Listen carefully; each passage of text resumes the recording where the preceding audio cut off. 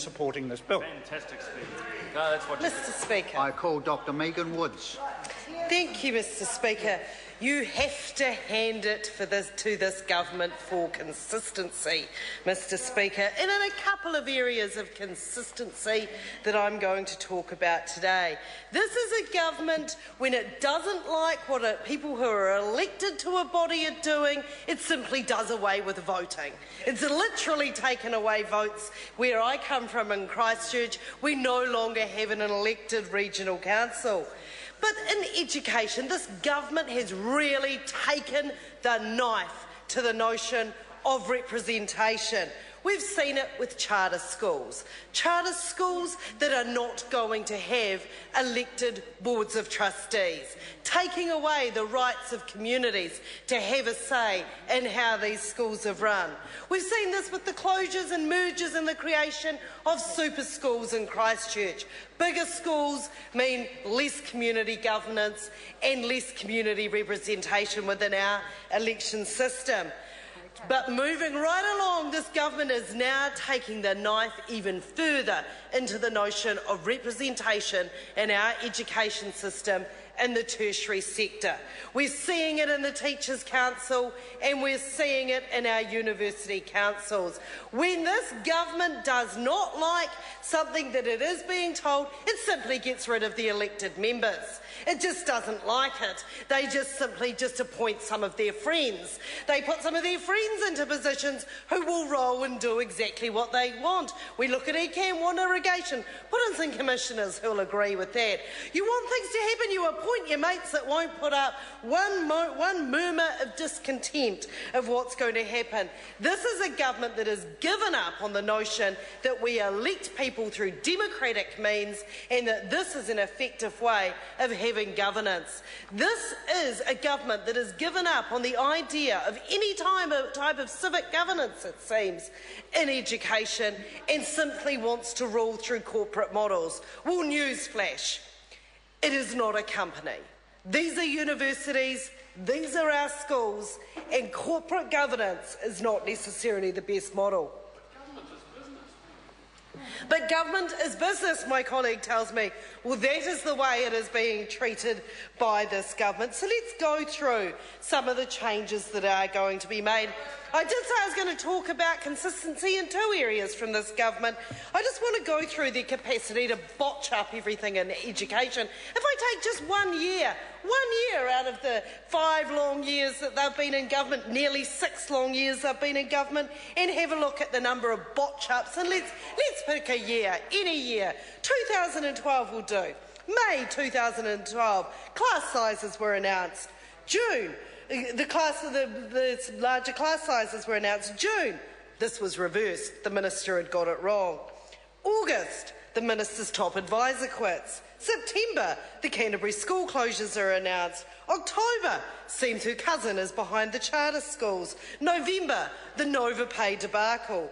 December, the Christchurch teachers decide to go on strike, and in December, Leslie Longstone resigns. This is a government with the capacity to absolutely turn everything in education it touches to absolute custard. And we have this again with this omnibus bill that we have been presented. This is a bill that came to the House on Monday. We are now debating on Thursday. It covers off very large areas of disparate bits of our education system. What is it that the government is trying to hide? What is it that the government is trying to do? But what we have is a very consistent theme. They may be disparate parts of our education system, but we have a very disparate theme of an arrogant and out-of-touch government that is only interested in appointing its mates to key positions. So if we have a look at the Education Council and what these changes will do, well, this is a government that doesn't believe that it should be representative of the sector. What we believe in, what we stand for on this side of the House is democratically elected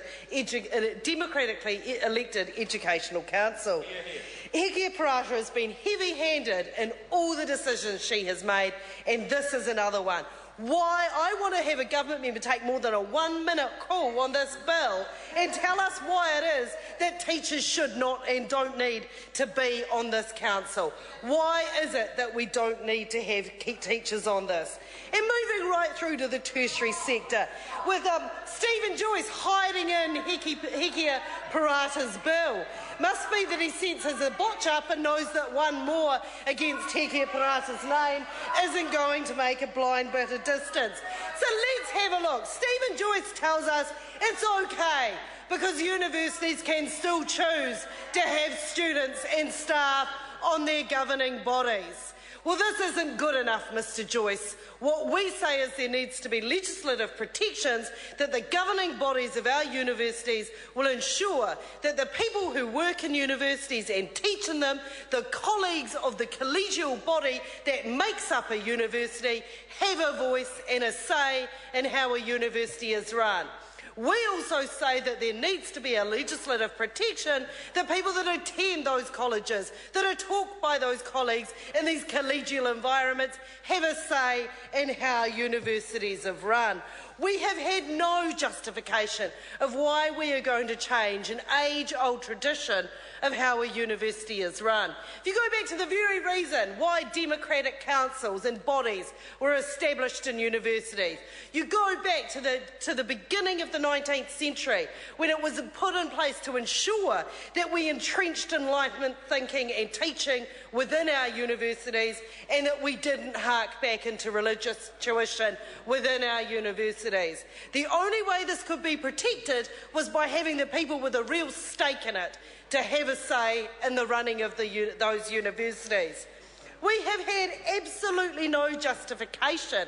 We have the regulatory impact statement on this aspect of the bill that really cannot give the minister any arguments that he needs to argue for it. My colleague Grant Robertson has been through the size of some governing bodies of universities throughout the world. So the minister's telling us that we need to make this massive reduction of down to 8 to 12 people on our governing bodies so that we can be better universities. We can be better at innovating. We can be better academics by having it. Well, go tell that to Stanford with 38 members on its governing body. Go tell that to Harvard with 32. Go tell that to Oxford with 30. And go and tell that to Cambridge University that has 16 places reserved for academic staff members on its governing body.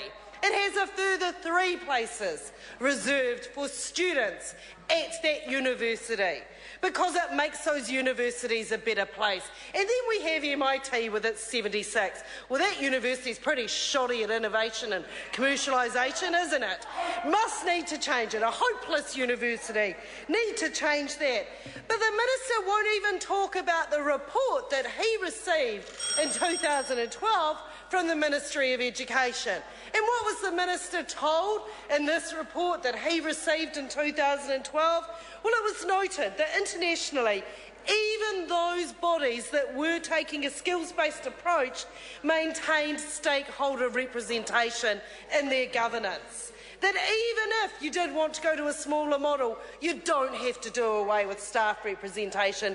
You don't have to do away with student representation. But this minister has made a decision. This minister knows that it is staff who are not putting up with the way in which he sees education as a cost to be cut.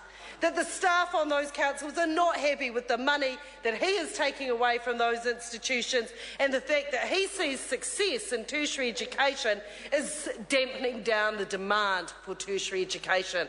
He certainly doesn't want students sitting on those governing bodies because, heck, some of those students might be people who've had their access to allowance and loans cut. This is a minister that is taking the knife to tertiary education, and he does not want to have critics. He does not want universities to be their very function of critic and conscience of society. And this is a government that is continuing its grand tradition now of where it doesn't like what someone's saying, taking away democratic rights. And all New Zealanders should be very worried because this is something we are seeing right throughout our country in various places. Elected staff members and students should have a say. Teachers should have a say. Education is too important to leave to Stephen Joyce and Hekia Parata. I call Simon O'Connor. Well, it's interesting. You have to be very careful with the facts. One of my colleagues, well, coming from the other side, one of my colleagues was pointing out, I think 5